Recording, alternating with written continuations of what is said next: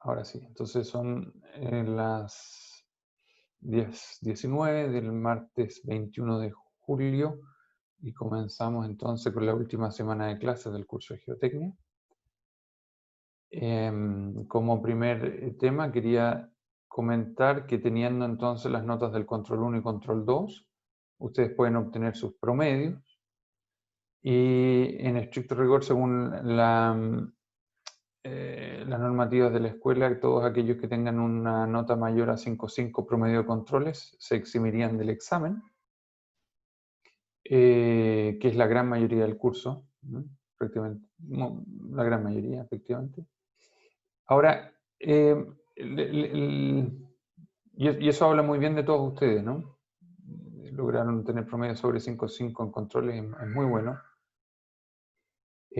Pero hay una materia que no ha sido evaluada y que desde mi punto de vista es la materia más importante del curso, porque conceptualmente es la materia que requiere de mayor nivel de maduración y por lo tanto es una materia difícil, no difícil desde un punto de vista de las fórmulas, sino que difícil de lograr entenderla y dominarla, ¿ya?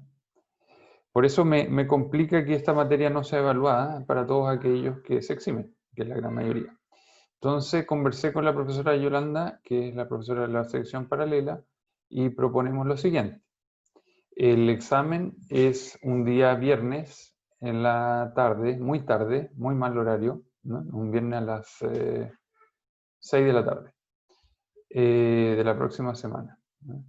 Entonces nos interesa poder incentivar a que incluso aquellos que se eximan desarrollen la parte del control asociada a la materia no evaluada, es decir, la pregunta que se haga en consolidación, del tema de consolidación. ¿Y de qué les sirve? Bueno, en estricto rigor de nada si es que están eximidos, de nada para la nota, pero nos interesa que ustedes sientan que hay un incentivo por resolverla, y lo que proponemos es aquellos que la resuelvan y tengan nota igual en esa pregunta, nota igual o superior a un 4, se les asigna 1,5 puntos en su peor pregunta de controles. Es decir, si entre los dos controles tienen por ahí, por ejemplo, un 3,5 en una pregunta, bueno, por haber respondido la pregunta de consolidación en el examen y haber tenido más de un 4 en esa pregunta, ustedes en ese control donde dije que tenían la peor nota se les suma 1,5 puntos, ¿ya? Entonces su nota de control se ve afectada positivamente. Eso obviamente es voluntario, no se puede obligar a nadie porque las reglas de la escuela están, ustedes las conocen, pero nosotros sentimos que no está bien que la materia más importante del curso no sea evaluada. Eso me lleva a mí de nuevo a generar para otros semestres 3 controles y no 2. Pero en el caso de ustedes eso ya no ocurre, por lo tanto, tómenle esto como un incentivo para terminar el curso en forma completa, digamos, completa desde el punto de vista de la evaluación, ¿ya? Una pregunta, profe. Sí. Yo quiero dar el examen. Lo que quería saber es, por ejemplo, si me saco un 5 en la pregunta, esa pregunta me va a bajar el promedio como de general. O vamos a mantener, si sacamos, qué sé yo, una nota un poco más baja, el promedio de los controles. No. Mira, si tú no tienes que dar el examen porque estás eximido y el examen te llega a afectar, lo dejamos fuera. Ah, No, súper. no, por supuesto. No, la idea es que el que hizo un esfuerzo para rendir un examen que no necesita, no se vea perjudicado. Por supuesto que no. Eso sería contraproducente con lo que estoy ofreciendo ahora como un incentivo. Igual que si, por ejemplo, en esa pregunta no logras obtener el 4 que ofrecemos que decimos que se debe alcanzar para subir 1,5 puntos en la peor pregunta de un control, bueno, entonces no te verías beneficiado de eso, pero el examen tampoco te va a contar porque en estricto rigor tú no lo tienes que rendir. Profe, yo tengo dos preguntas. Sí. En ese caso, ¿habría que solo responder la pregunta de consolidación o el examen completo? Mira, ustedes deciden si lo quieren responder completos o no. Yo digo que para el beneficio de una pregunta de subir a 1,5 puntos la peor pregunta de un control, basta con que respondan la pregunta asociada a consolidación. Ahora, si ustedes quieren responder el examen completo, lo responden completo y entra a promediar su nota de controles, ¿ya? Ahora, si ese promedio no le favorece, entonces no corre el examen. Ya, perfecto. Y otra cosa, Sí, supongamos si, no sé, en una pregunta de control tuve un 6, ¿se me guardan los 5 como para otra pregunta o solo...? claro, claro, claro, claro. Ah, Yo les ofrezco 1,5 puntos en un control. O sea, claro, en una pregunta en control, y si tienes todas tus notas son 6 o mejor, entonces, bueno, quedará en la que tienes un 6, te subo un punto, y en la otra pregunta te subo los 0,5. Una consulta. Ujú. ¿El horario va a ser con un tiempo como limitado, como 4 horas? Como dijo, ya ser un viernes en la tarde. Sí, ¿O van a también lo dar más días? conversamos, ese es el segundo punto. Como es el viernes en la tarde a las 6 y nos dicen que tenemos que dar el doble de horario que lo que la prueba tomaría, por ejemplo, si la prueba toma 2 horas, tenemos que dar 4. Imagínense que parten a las 6, la prueba terminaría a las 10 de la noche. ¿Cierto? Eso lo encuentro bien poco humano.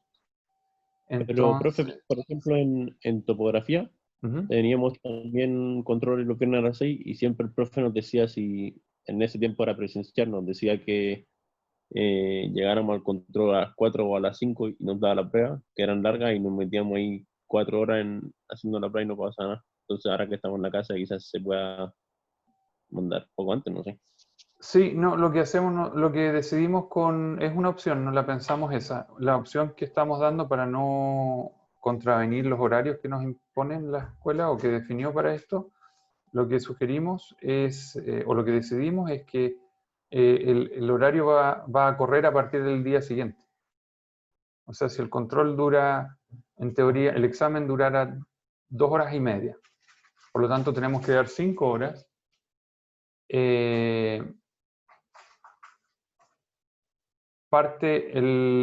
Corre el reloj a partir del sábado a las 8:30 de la mañana.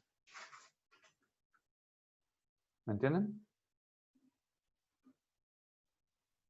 Habría Sí, que entregarlo el sábado, qué sé yo, a mediodía, o a las 12. Vamos a ver cuánto.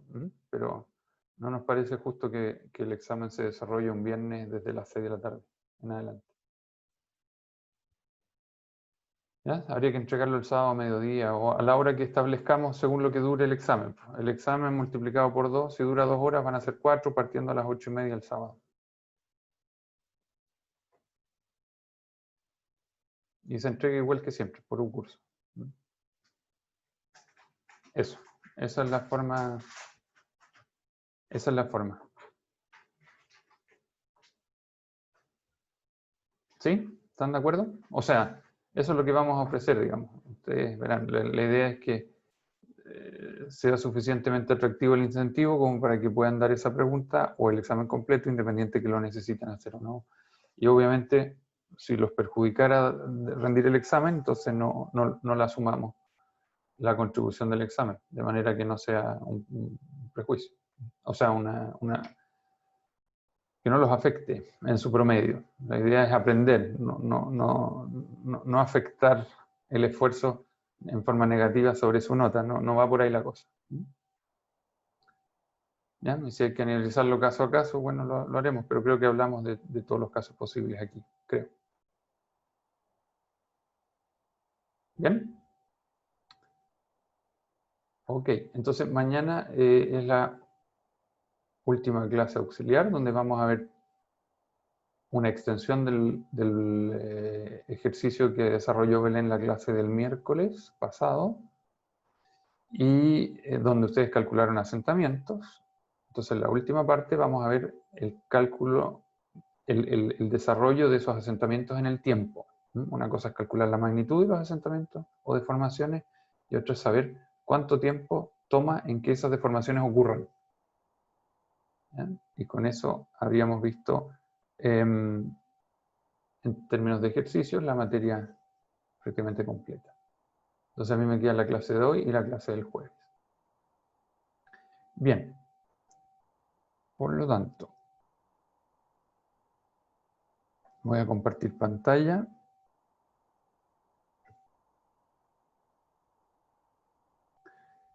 Ok. La clase del martes pasado, que fue la última, ¿no? Terminamos en esta lámina, en realidad, ¿ya? En el cálculo o viendo la fórmula de la estimación de asentamientos para suelos normalmente consolidados o arcillas normalmente consolidadas. ¿Qué significa? Nuevamente, normalmente consolidadas, que son suelos o arcillas en este caso, que previamente no han estado cargadas a tensiones más allá de lo que están hoy. No tengo el gráfico típico donde vemos la curva asociada a recompresión y a compresión normal, pero en este caso en particular estamos graficando en términos de índice vacío y de tensión efectiva, vertical efectiva en escala logarítmica, solamente el tramo de deformación normal, ¿ya? Entonces vamos a ver tres casos. Casos de suelos normalmente consolidados, que es esta, y en las láminas siguientes viene para el caso de suelos preconsolidados, es decir, suelos que han estado sometidos a cargas mayores que a las actuales, ¿ya? Y en ese caso, el segundo, lo podemos subdividir en dos también. Entonces el primero tiene como ecuación para determinar esa deformación esta expresión que está aquí, y es para OCRs, o OCR está en inglés, Over Consolidation Ratio, igual a 1. En español sería la razón de preconsolidación, ¿ya? 1 significa que la tensión de preconsolidación es igual a la tensión actual, ¿ya? Entonces, en esos casos lo que necesitamos conocer es la altura del estrato compresible, y vamos a ver un ejemplo al final de estas láminas, el índice de vacío original, la tensión original y la tensión final. Entre tensión original y tensión final hemos visto durante el curso varios ejemplos, y muchos de ellos tienen que ver con la construcción de un edificio, ¿no? El proceso de estado tensional actual, la excavación, que es una liberación de tensiones, y finalmente la colocación de una estructura encima que viene a representar la tensión final, ¿cierto? Cuando la obra está finalizada. Y eso lo hemos discutido ampliamente, y hemos visto que no siempre este valor final es mayor que el inicial, particularmente en edificios. En la construcción de presas es más evidente que sí.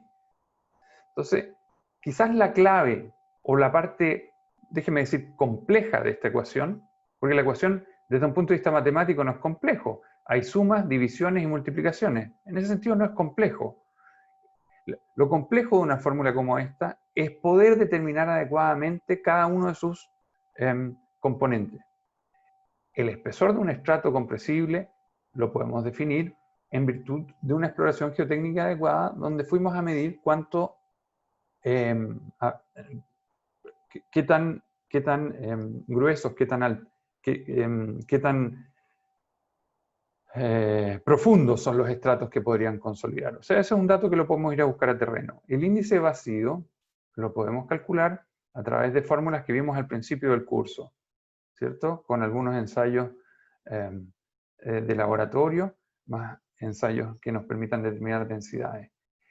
El índice de compresión, el C sub C, lo podemos obtener de un ensayo de consolidación, si hacemos una interpretación como la que ustedes hicieron para el laboratorio número 5. Y la tensión inicial y la tensión final tienen que ver con lo que yo voy a construir sobre ese suelo. Entonces, en estricto rigor yo soy capaz de ir a buscar cada uno de estos términos, pero a lugares distintos. Los primeros tienen que ver con el campo, es decir, el terreno. Los segundos tienen que ver con ensayos de laboratorio que hago sobre muestras de suelo que obtuve durante los ensayos de campo. Y lo tercero tiene que ver con la infraestructura que voy a colocar, y más que con la infraestructura, con los procesos constructivos que van a estar desarrollándose para llegar a construir esa estructura, ¿ya? como por ejemplo la situación actual, una excavación y la construcción de un edificio, o una presa, o lo que ustedes en términos de infraestructura definan. ¿Ya? Y arriba, en la parte superior, está la ecuación asociada a la interpretación que hago cuando tengo estos gráficos de deformación expresados en términos de índice de vacío y de tensión vertical efectiva, pero está la alternativa de una ecuación un poco más simple cuando interpreto el resultado del análisis de consolidación en términos de deformación vertical en el eje Y y en el eje X, tensión vertical efectiva en escala normal, no en escala logarítmica, ¿ya? Entonces ahí la ecuación se ve más simple, pero fíjense que en términos de la información que necesito, lo único que me ahorro es el índice vacío, porque necesito el espesor del estrato que se va a consolidar, necesito el índice de compresión en términos de MB, que es la pendiente de la curva en el gráfico que les acabo de decir, y también el delta sigma z, que es la diferencia entre estos dos valores. Entonces, desde un punto de vista de información que requiero para evaluarlo, son los mismos pasos: terreno, laboratorio y entender la estructura. No me estoy ahorrando información, pero la ecuación se ve más atractiva, porque son dos multiplicaciones, ¿ya? Pero acá adentro hay una resta también. Así que, desde un punto de vista matemático, no hay una gran disminución de esfuerzo. Desde un punto de vista de información que necesito, es la misma, ¿ya? Pero se expresa de una manera que quizás es más amigable porque nos sacamos los logaritmos de encima. Donde, ¿sí? Disculpe. ¿Qué era el OCR1 igual a 1? OCR igual a 1 OCR es Over Consolidation Ratio en inglés, por eso le decimos OCR. En español es la razón de preconsolidación. Es decir, es la razón entre la tensión de la carga a la que el suelo ha estado sometido históricamente, la máxima carga a la que está sometido el suelo históricamente, partido por la actual. En las arcillas normalmente consolidadas, que significa que nunca han estado cargadas más allá que lo de ahora, el numerador y el denominador va a ser siempre igual. Pero acuérdate los casos que te comenté o les comenté de suelos que han estado sometidos a precargas de hielo en épocas muy antiguas donde teníamos, qué sé yo, masas de hielo sobre ciertas regiones que hoy día ya no tienen. Ahí sería mayor aún. Claro, ahí sería mucho mayor que 1. Por ejemplo, si tuviste 10 metros de hielo sobre tu suelo actual, vas a tener una carga histórica mucho más alta que la actual.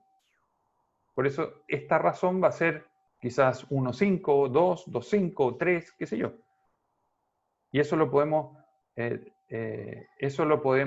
calcular del ensayo de consolidación, porque existe una forma gráfica de determinar cuál es ese valor de preconsolidación, el que va en el numerador.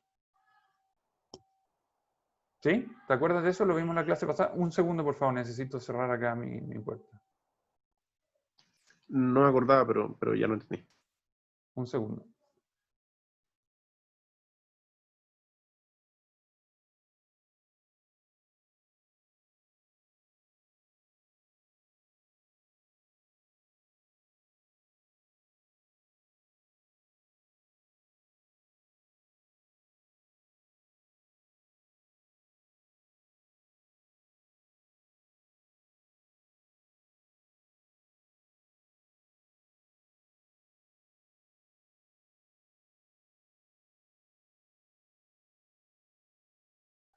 Ya, mis disculpas. Rafael, eso de la determinación de la carga preconsolidación lo vimos, yo creo que 2 clases atrás, y también lo vieron en la auxiliar del día miércoles pasado, en un gráfico en que se trazaba una recta, se trazaba al punto de curvatura mayor en el gráfico de la interpretación del ensayo de consolidación, ¿ya? Se trazaba una recta tangente a ese punto, después una horizontal, luego una bisectriz, etc. Y se llegaba a determinar la carga de preconsolidación, que es el numerador de esta razón de preconsolidación. ¿Mm? Ok. ¿Ya? Si hay dudas al respecto, les sugiero que mañana le pidan a Belén que vuelva a tocar ese tema, porque es requete contra importante, porque va a tener que ver, es importante para el segundo caso que pretendo ver hoy, ¿no? Dije que eran 3 casos, este era el primero.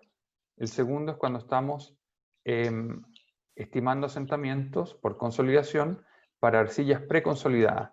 Y ese valor que está acá, que es la carga de preconsolidación, la tenemos que determinar a través de este procedimiento que te acabo de escribir y al que hago referencia de la clase auxiliar del miércoles pasado.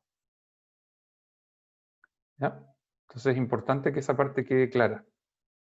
Esa carga de preconsolidación nunca vamos a saber a ciencia cierta quién la produjo. Uno intuye que podría ser, por ejemplo, en lugares donde ha habido glaciación, que pueden haber sido masas de hielo que precargaron, pero en otros lugares puede haber sido suelo que lo removió la erosión, o algún otro fenómeno geológico que aplicó cargas más allá de las que hoy día están sometidas a los suelos, por lo que nos damos cuenta por una inspección visual. ¿Entiendes? Pero la gracia es que el ensayo nos lo permite ver. Mira, si esto no está claro y me interesa que lo hayas preguntado, déjame ir... estamos en la clase 20. Déjame ver un segundo. Nosotros lo vimos aquí. ¿Estás viendo esta figura que tiene 6 pasos acá? ¿Un PDF? ¿Sí? Sí, lo vemos.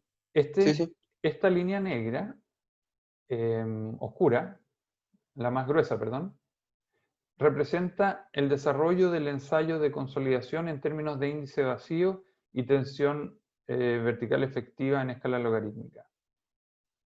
Y tiene un ciclo de carga, descarga y recarga.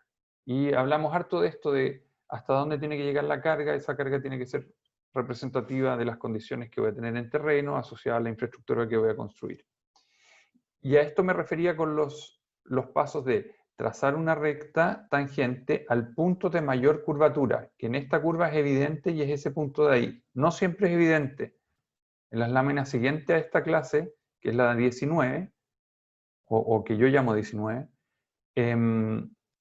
habían curvas donde esta curvatura no era evidente y son las altamente preconsolidadas.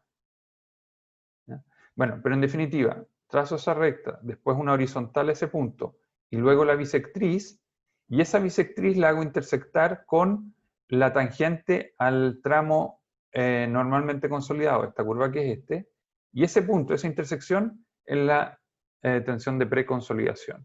Es decir, este suelo que está ensayado en forma esquemática en este gráfico, tiene esa su tensión de preconsolidación. Ahora, si fue producto de un fenómeno geológico, de glaciación o de alguna otra cosa, no lo sé. Quizás nunca lo sepamos. Pero lo importante es saber cuánto es, porque tu suelo se va a deformar para cargas menores que este valor con esta pendiente y para cargas mayores que esta con esta otra pendiente. Eso es lo importante. ¿Ok? Y eso juega un rol... Sí, dime. No, ok. Pensé que me estaba preguntando. Ya. Entonces, en el segundo caso, donde las arcillas estaban efectivamente preconsolidadas, y fue tu pregunta anterior, es decir, el OCR o razón de preconsolidación es mayor que 1, se construye este gráfico, más que construirlo conceptualmente, lo que tenemos claro es la presión de preconsolidación, que determinamos a través del gráfico que te acabo de mostrar, Y aquí sí está graficado lo que te dije en términos verbales nomás. Cualquier deformación a partir de esta carga va a seguir esta curva, la curva normalmente consolidada. Y tensiones que ocurran a cargas menores que la de preconsolidación, la deformación va a responder según la pendiente de esta curva de recarga. Porque el suelo ya pasó por ese nivel tensional. ¿Ya? Entonces, aquí es donde nos dividimos en dos casos. El segundo caso se divide en dos.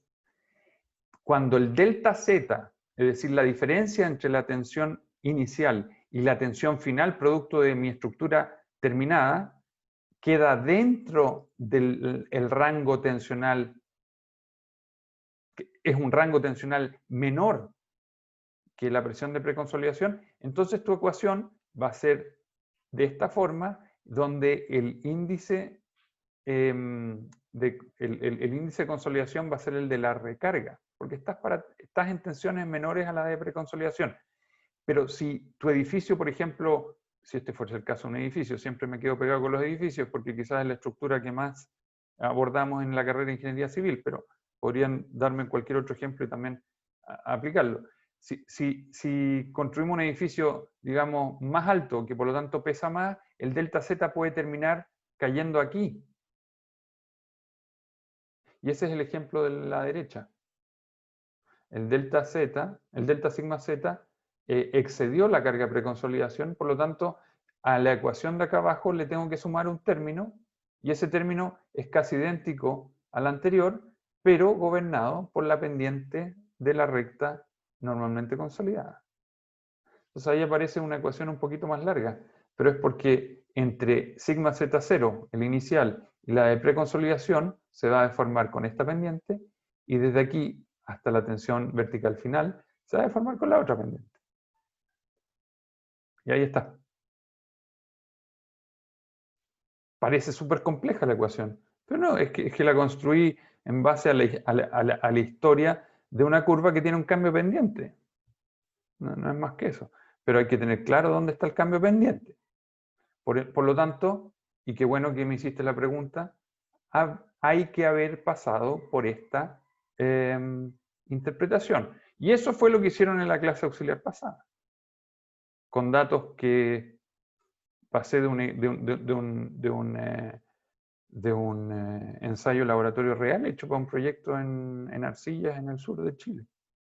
O sea, no eran datos de un libro, que las curvas quedan bien bonitas y todo funciona. Era un ensayo de laboratorio de la vida real. Así que, si no quedó clara esa parte, les sugiero que la vuelvan a mirar con Belén. Le pidan alguna aclaración o que diga, digamos, o que la repita simplemente si es que no quedó clara. Ahora, bueno, las clases igual están grabadas, así que la pueden volver a repetir y le hacen en realidad las preguntas que crean que complementarían la explicación original. Bien, así que ahí tendríamos los tres casos de evaluación de asentamiento. Primero, para los suelos normalmente consolidados, es decir, nunca han estado sometidos a cargas mayores que las actuales. Y la lámina que estoy mostrando ahora, para suelos preconsolidados, en cada uno de los dos casos. Y el resumen del procedimiento viene en las siguientes láminas, pero ya lo hemos venido conversando. Aquí está explicado en un paso a paso, ¿ya? Calcular el esfuerzo vertical efectivo actual, el sigma Z0, ¿ya? Que es el que va acá en la ecuación, y el índice de vacío para esa condición al centro de un estrato, al centro del estrato. Calcular el incremento del esfuerzo vertical aplicado, también lo hemos hablado bastante. ¿Qué produce el cambio de esfuerzo? Bueno, un cambio tensional asociado a la excavación o colocación de cargas encima por una estructura que las transmiten normalmente a través de sus fundaciones. Después calcular el esfuerzo vertical final, que es la suma de la condición original más la carga adicional que le colocamos. Y si el suelo es normalmente consolidado, es la ecuación que vimos al principio de la clase de hoy. Y si el suelo está preconsolidado, tengo estas dos opciones, ¿no? Si yo prefiero, o uno prefiere usar el otro método, el método de la interpretación del MB, la ecuación se ve mucho más simple, pero también tenemos que tener cuidado con el MB y el MBR. ¿En qué sentido? En el mismo sentido que tuvimos cuidado antes, ¿ya? Que hay un tramo que va a ser de recarga y otro tramo que va a ser de carga normalmente consolidado, ¿ya? Por eso aquí hacemos la diferencia, ¿ya? Ahora, como este valor es un valor que no sale de una línea recta, sino que de una curva, no podemos ocuparlo como constante. Y aquí aparece una limitante. Si la diferencia del esfuerzo vertical efectivo excede los 100 kPa, es decir, si este delta sigma excede los 100 kPa, tengo que hacer un MB por tramo. Entonces al final esta ecuación se ve bien atractiva porque es simplecita, pero si este valor aquí es muy grande entre mi tensión original y la final, entonces voy a tener que hacer una sumatoria, ¿ya? Asociada a delta sigmas que no superen los 100 kPa, por ejemplo. Ustedes podrían decir, no, lo voy a hacer más estricto para que sea más preciso, y lo voy a hacer con delta sigmas que no superen los 50 kPa. Bien, bien también. ¿Ya? Van a llegar a un valor más refinado. Pero eso tiene un límite. No refinen tanto si es que hay incertezas de cómo se calculó el MB. Pero eso ya es decisión de cada uno. Y la última recomendación que está acá, antes de ver el ejemplo, es que cuando los estratos que se van a comprimir son de espesores mayores a 2 metros, es bueno hacer estos cálculos subdividiendo el estrato en espesores de no mayor a 2 metros. ¿Ya? Y eso es lo que dice acá. Y eso es lo que dice en este proceso. Y calcular el asentamiento para cada estrato y luego sumar entonces todos los asentamientos. Eso hace que el proceso sea un poquito más tedioso porque uno lo tiene que ir haciendo por partes, pero eso me permite llegar a un cálculo de asentamiento más preciso. Veamos entonces un ejemplo relativamente simple, pero conceptualmente abarca las fórmulas que acabamos de ver. Antes de partir con el ejemplo, ¿tienen alguna consulta? ¿No? Ya. No, profe. Ok. Miren, a ver si con el ejemplo queda un poquito más claro. Este, insisto, es un ejemplo relativamente simple porque vamos a hacer, y les voy a ir contando qué simplificaciones están hechas. Este es un suelo, o un suelo, donde la parte superior es una arena fina, es decir, son suelos relativamente permeables, con un nivel freático dentro de la arena fina. ¿Ya? Está a 3 metros bajo el nivel de terreno natural. Y a 10 metros 40 aparece un estrato de arcilla, de 2 metros de espesor. ¿Ya? Y bajo ese estrato tenemos una arena, una arena gruesa, y obviamente la saturación es desde aquí hasta abajo. Hasta aquí conocemos lo que pasa.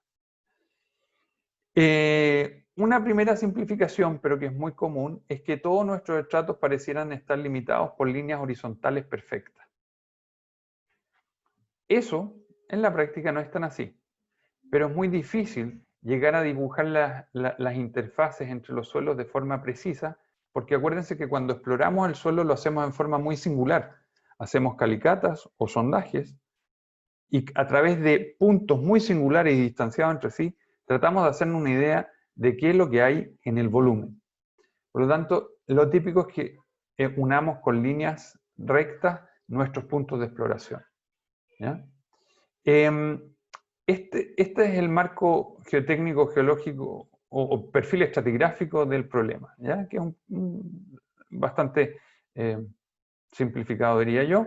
Y otra particularidad es que este estrato, que es impermeable, altamente impermeable, tiene un estrato superior muy permeable y un estrato inferior también muy permeable. Por lo tanto, cuando este suelo consolide, y eso es re importante, el agua va a poder drenar hacia arriba y también hacia abajo. ¿Ya? No solo hacia arriba. Eso genera un eso genera un cambio significativo en cómo este suelo va a reaccionar. Más adelante, si tenemos tiempo, vamos a ver qué pasa si este estrato de arcilla hacia abajo tenía un estrato impermeable. No va a ser la misma consolidación, no va a ser la misma velocidad de consolidación. Probablemente la deformación va a ser la misma, pero va a tomar mucho más tiempo. ¿Ok? Entonces, otros datos que nos están dando aquí, como este problema lo saqué de un libro, son los que están acá. Es decir, aquí nos hacen avanzar mucho en el desarrollo, porque ya nos están dando el índice de vacío original de la arena, nos están dando la humedad de la arcilla, nos están dando, bueno, el espesor del estrato, y también ya nos dan el delta sigma, es decir, la diferencia de tensión a la que va a estar sometida este suelo. Y la interpretación del ensayo de consolidación, porque aquí ya está el C sub C y también tenemos el G sub S que se sacó del laboratorio. Es decir, este es un típico ejemplo de libro, es un típico ejemplo que uno podría poner en un control, donde la mitad de los valores ya vienen dados y hay que ocupar las ecuaciones y ya está. Entonces, la vida es un poquito más compleja porque en general todo esto que está acá, uno se las tiene que arreglar para ir a buscarlo. ¿Ya? Entonces, este enunciado de problema tiene un montón de trabajo hecho ya. Eso es lo que les quiero decir. Entonces, lo que nos piden es calcular la consolidación de este estrato, de este en particular, este es el que va a consolidar.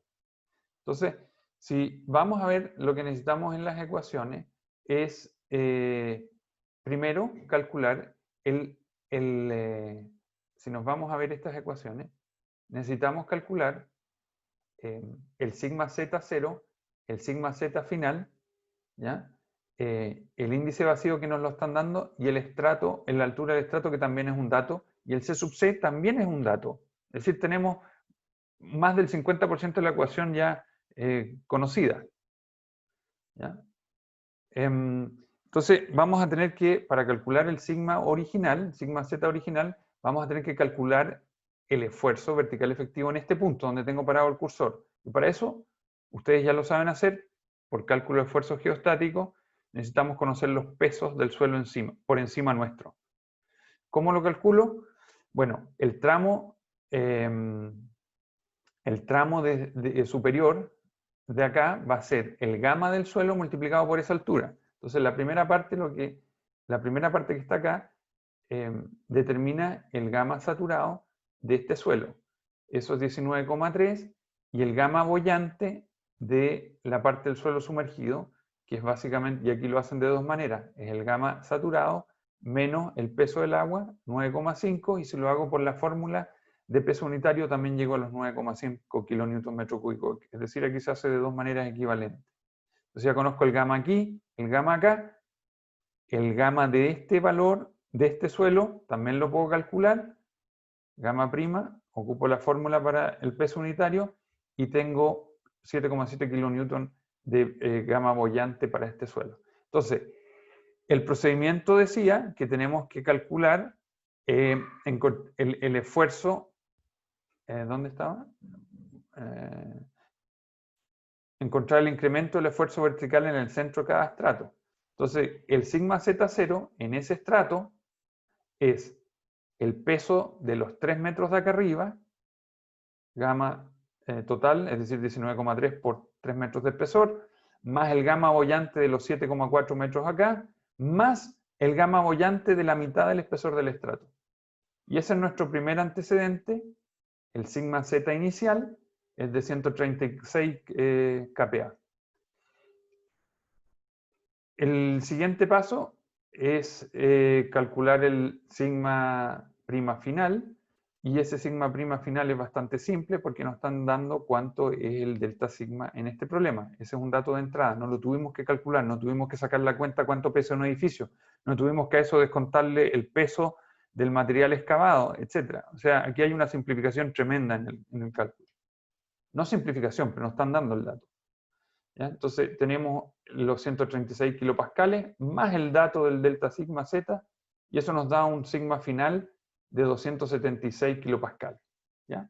Entonces, teniendo el sigma Z, el sigma final y el sigma Z0, y habiendo inspeccionado la ecuación que nos daban como dato el C sub C, el H0 y el E0, bueno, el resto es hacer las multiplicaciones y divisiones y nos da un asentamiento de 8,5 centímetros para ese estrato. O sea, esos 2 metros de arcilla se van a asentar para esta carga 8,5 centímetros. Y ahí termina el problema, ¿eh? El problema de este libro. Fue bastante simple, en 4 pasos se logra resolver para una arcilla normalmente consolidada, pero con un montón de datos que ya estaban dados y que no tuvimos que calcular nosotros. Ahora, si esto hubiese sido un problema de un control, desarrollar esto y llegar a este valor les daría un 7. Yo encuentro que eso en realidad es solo saber ocupar ecuaciones, pero no entender el problema. Yo les hago aquí una pregunta. Si ustedes tuvieran que construir allá arriba, acá, a nivel de terreno de fundación, un galpón industrial, un supermercado, ¿ya? Un supermercado, por ejemplo, un supermercado, bueno, da lo mismo cuál, una estructura metálica en base a cercha y con fundaciones aisladas en los extremos. ¿Qué le dirían qué les haría pensar ustedes este valor? ¿Puedo construir esto ahí o no? ¿Voy a tener dificultades? ¿Sí o no? Y si voy a tener, ¿qué hago?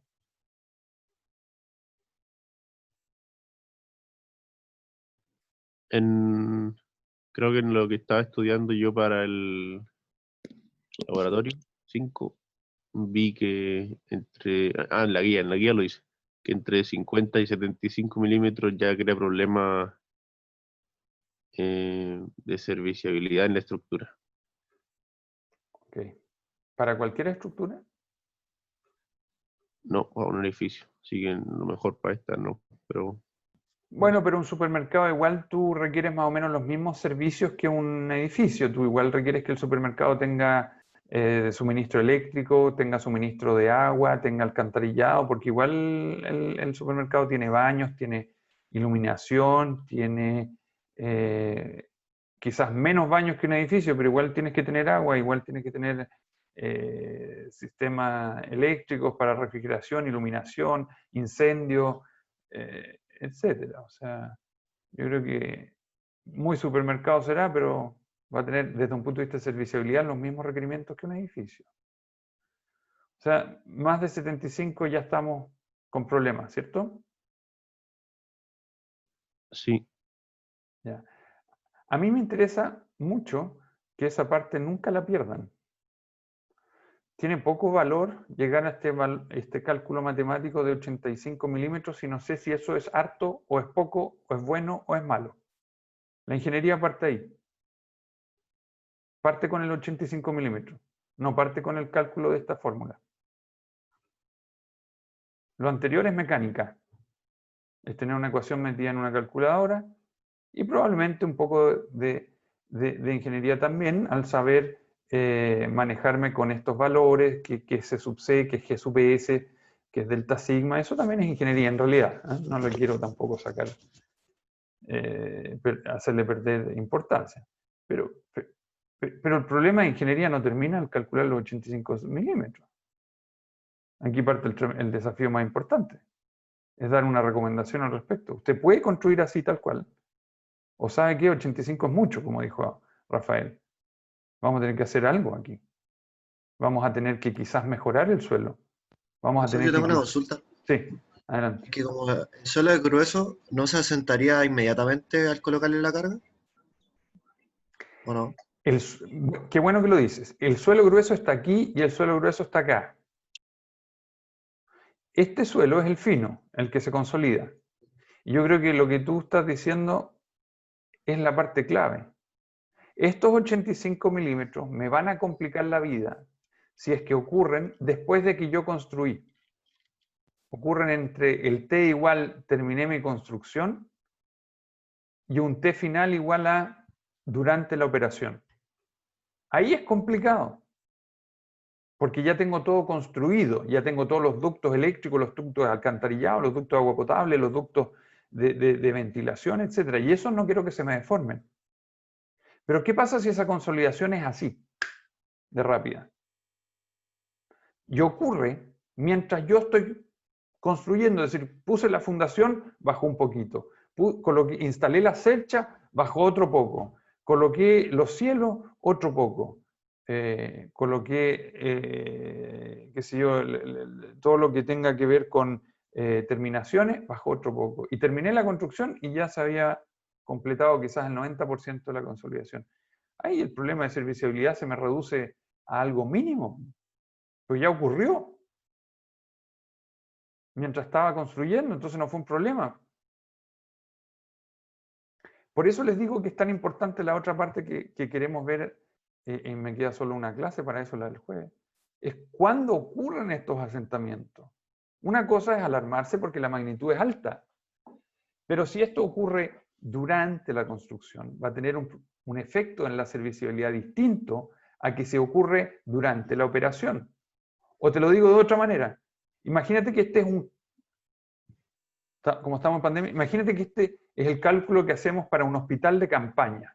Un hospital que se está construyendo exclusivamente ahora por la pandemia.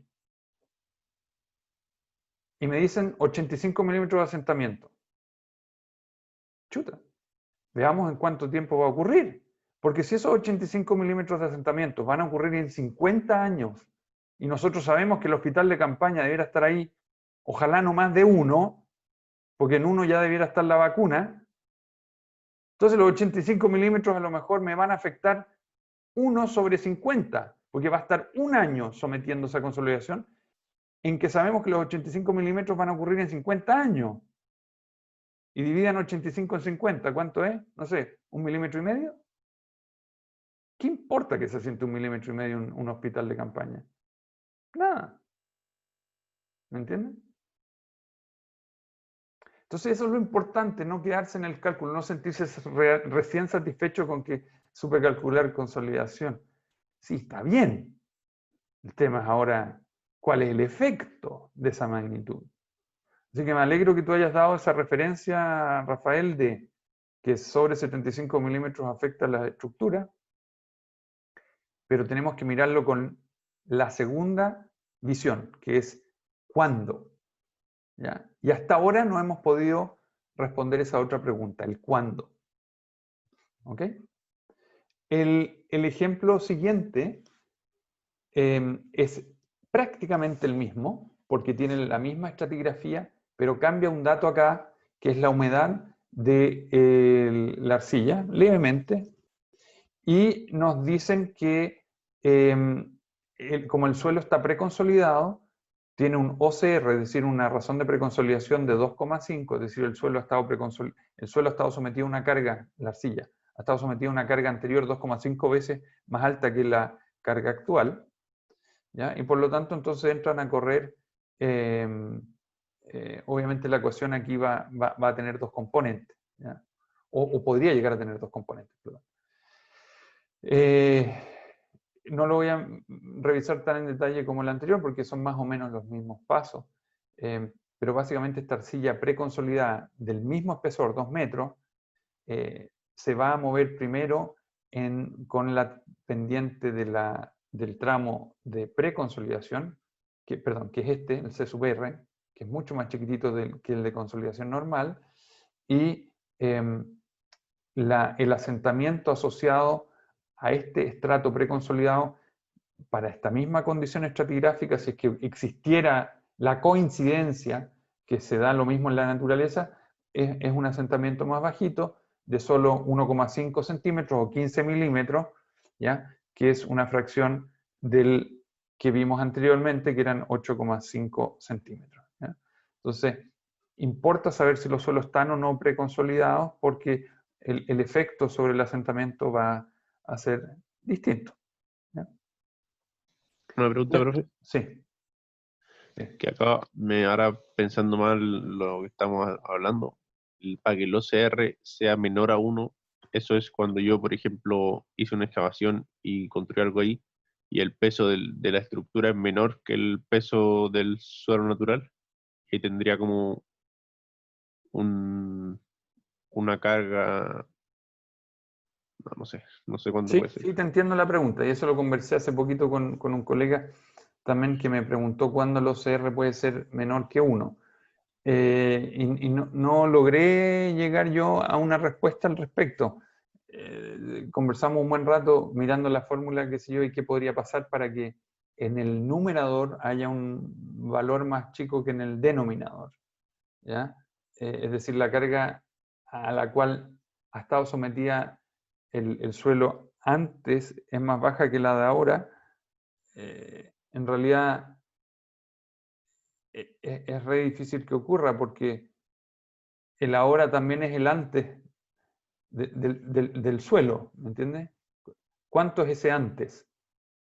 Entonces como que la ecuación no funciona al revés, ¿me entiendes? Lo que tú acabas de describir es otra cosa. Lo que tú acabas de describir es que el sigma final es menor que el sigma inicial. Pero eso es distinto al OCR. Yo puedo tener, mira, imagínate, qué lástima que no puedo dibujar en una pizarra, pero, o quizás sí lo puedo hacer. Un segundo. Pero el OCR no era la razón entre esos sigmas. Claro. La inicial. Sí, pero mira.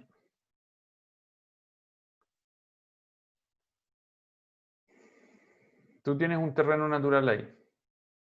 Y una muestra de suelo acá. ¿Cuál es la tensión actual? Ahí, sigma B0 es igual a la altura esta, H, multiplicada por el gamma, ¿no? ¿Cierto? Sí. Ahora Sí. hagamos una excavación.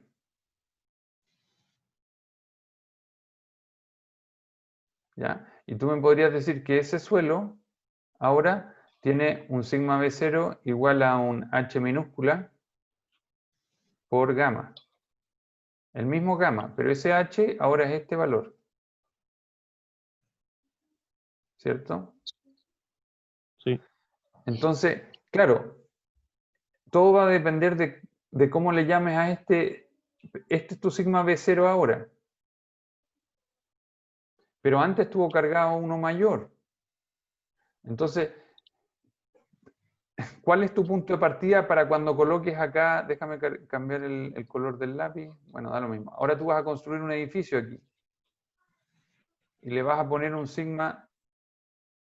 Ese edificio que colocaste aquí, quizás es claramente más pesado que este sigma B0, el 2. Este es el sigma B01.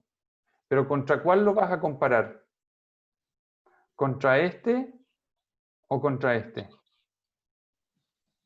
Porque ese edificio vimos en un ejemplo anterior que si hasta los 4 pisos, si este es un nivel de subterráneo, esta estructura, si es de hormigón armado, pesa menos que lo que le saqué aquí. Entonces, el OCR, ¿contra cuál lo calculas? Si lo calculas con respecto al 2, te va a dar un valor menor que 1. Perdón, mayor que 1. Mucho mayor que 1. Y si lo calculas respecto a este,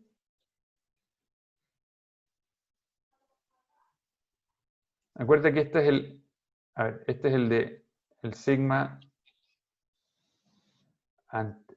previo, por decirlo de alguna manera, previo, partido por el sigma actual.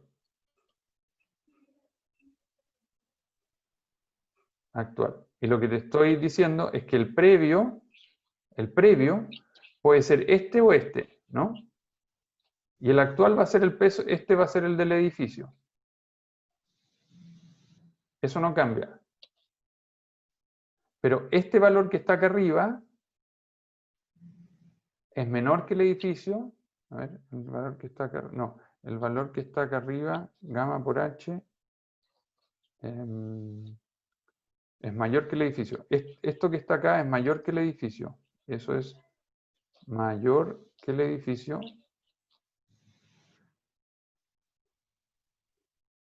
Y este que está acá abajo sería menor que el edificio. ¿Ya? Entonces ahí puedes tener un OCR menor que 0, pero en estricto rigor tú sabes que el suelo estuvo originalmente sometido a este valor, porque así partiste antes de la excavación. Entonces te podría dar menor que 0 dependiendo de cómo, desde dónde mires tú la historia, pero la historia la tienes que mirar tan atrás como sabes que existió. No sé si Y con puede eso ser que el edificio pese más que el volumen extraído en la excavación, y de ahí todas sí maneras. ahí sí se tiene menor que 0, menor que 1. Si el edificio pesa mucho más que el... Claro, sí, ya, está bien. Ahí pesa menor que 1 porque la anterior era el gamma por h, que es esta altura por ese gamma del suelo, y ahora tienes una mucho más grande, que es el edificio bien alto. Pero esta actual, igual la ecuación para mí es 1, porque esa actual también es la que está sometiendo el edificio ahora. Lo que está acá arriba es la tensión a la que ha estado sometido el suelo alguna vez. Y esa alguna vez parte desde ahora hacia atrás. Desde ahora. Por lo tanto, si ya pusiste el edificio, ahora también tiene el edificio. Está filosófica la materia. Sí, sí, por eso me cuesta creer que puede ser menor que 1. Pero después terminamos hablando de otra cosa, que es si tú tienes succión en el suelo, y son temas que todavía no hemos hablado acá en este curso, ¿ya? Van a aparecer un poquito más adelante cuando vean geomecánica. ¿Ya? Y si tienes succión en el suelo, ahí podrías tener una condición, pero de nuevo, quizás tenemos que mirarlo en más detalle, pero típicamente los OCR parten 1 y es mayor que 1, digamos. O sea, mayor o igual a 1. ¿Mm? Ya, gracias, profe. De nada. Estábamos compartiendo. Ok, entonces, como les dije, en el caso de una arcilla preconsolidada, obviamente como ha estado cargada anteriormente, vamos a experimentar deformaciones más chiquititas que una arcilla normalmente consolidada. ¿Okay? Y esto, alguien podría decir, bueno, ¿y qué importa? Bueno, en la última clase y la próxima, les voy a mostrar un ejemplo real de una obra portuaria muy importante. A mí me tocó trabajar casi 2 años en eso, al principio de mi carrera profesional, donde al haber conocido la diferencia entre la deformación asociada a, a un material preconsolidado que a un material consolidado, bueno, no sé, bueno, yo era parte del grupo, hablo como, como que yo también participé, bueno, sí participé, pero no fue mi decisión, fue la del grupo. Hicimos precargar un par de meses el suelo, para que cuando colocamos y construyamos la estructura encima, nos movamos por la curva C sub R y no por la curva C sub C. ¿Me entienden? Nosotros forzamos el suelo a consolidarse hoy día un tiempo con una carga, no es ficticia, una carga real, pero de una construcción que hicimos con suelo, es decir, le colocamos relleno, se llama un relleno encima, para que el suelo se empiece a consolidar ahora. Después de un tiempo lo removimos y recién ahí construimos lo que queríamos construir encima. ¿Para qué? Para que cuando llegue la carga de la estructura y evitar lo que decía Rafael, de que a partir de una cierta magnitud me empieza a generar problemas de serviciabilidad, el problema de serviciabilidad lo hicimos con los rellenos. A los rellenos, que da lo mismo que se deformen, porque eran rellenos que lo íbamos a sacar, que a ellos lo afecte la deformación asociada a la curva de C sub C. Pero cuando nosotros retiremos el relleno y construyamos nuestra obra, que a nosotros nos afecte la deformación asociada al C sub R. ¿Ok? Cuando vea el ejemplo, les va a quedar, en la próxima clase, les va a quedar más claro el por qué hicimos eso. Pero el por qué hicimos eso tiene que ver con haber entendido esta ecuación. ¿Me entienden? Y no haber entendido de la multiplicación, no, del efecto que tiene sobre el asentamiento la aplicación de carga.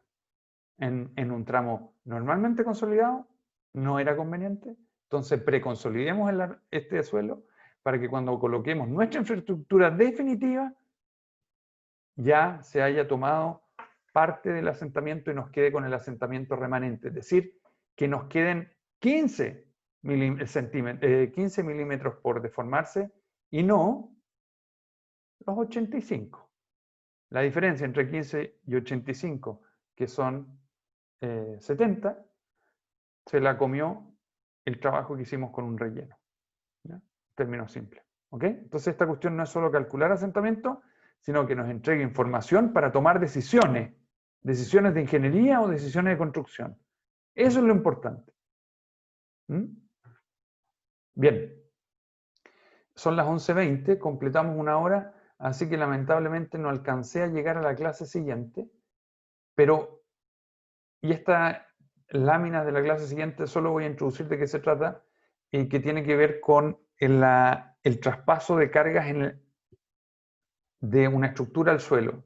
Siempre hemos asumido que las cargas se distribuyen en forma homogénea hacia abajo, pero eso no es tan así, lo vieron ya en la clase auxiliar con, fue la última creo, claro, la del miércoles pasado, con Belén, en la que se aplicó la carga de un terraplén. Y como es una carga finita en superficie, yo lo que les quiero decir es que esas cargas finitas se distribuyen en el suelo también de una forma específica, de una forma finita, no son infinitas hacia abajo. Los geostáticos los vimos como cargas infinitas en planta, ¿cierto? En el caso de cargas puntuales y singulares existe una forma de ver cómo se distribuyen en profundidad y en planta. ¿Ya? Y de esto se trata esta lámina. Son un poquito áridas de mirar, las voy a ver rápido en la segunda clase, y la última clase, perdón, para después poder pasar al tema de consolidación en el tiempo y la deformación y el ejemplo que les acabo de comentar. ¿Ya? Y con eso cerraríamos el curso. Lamento que la última parte la estemos viendo más rápido, pero me faltó la clase del feriado del jueves pasado, que con eso hubiera calzado bastante bien, así que ahora estoy corriendo un poquito con la materia. Bien, lo voy a dejar hasta aquí. Agradezco sus preguntas porque eso hace que las clases sean más interactivas y más entretenidas también para mí. Y nos veríamos entonces en una última instancia el próximo jueves. Eso. Muchas gracias. Nos vemos. Chao, profe, cuídese. Chao, Ustedes profe, también. Chao, chao.